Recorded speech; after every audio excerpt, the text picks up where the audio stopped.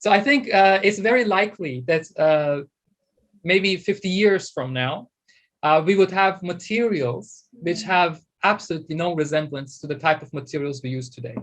It's very likely. And that means a totally different future. And I mean, the technologies that could, I mean, the materials change everything. I mean, materials. Everything. It changes everything. Yeah. So the technologies that we have that we are astonished by today would become so much better. Well, I mean, if for example, if we had the material from 50 years from now, it would pretty much look like witchcraft to me. Yes. I'm pretty sure about this, as it has been the case so far.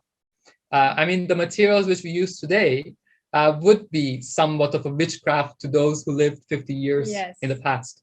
But this is accelerating. So it's really an exponential growth. So we'll hopefully have much more interesting materials coming on. Yeah, definitely. So that would be like something I know. So I'm here in Chicago, and if you look at the skyline, you have you can tell the different eras based on like the building material.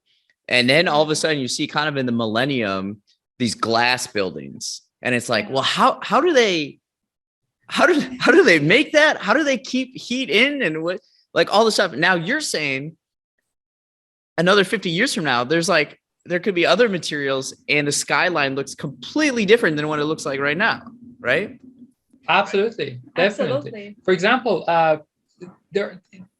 consider carbon nanotubes. Now, it doesn't seem like a very, something that could be scaled to construction industries at this very time. But there are experimental works, and they talk. So, for example, assume you want to have so long a monument that you want to, for example, reach the International Space Station with an elevator. So the so-called space elevator, instead of using rockets. What's holding us back right now? Why can't we build a space elevator apart from some engineering aspects with wind, etc.? Just there's a very simple problem, which doesn't even make that sensible. If you want to do it with the best kind of steel that's available out here, and you want to have a pillar which would hold that construction, which goes all.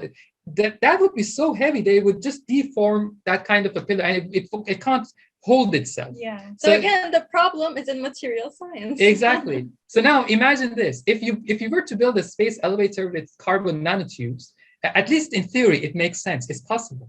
So who knows? In the future, we might have space elevators. Why not?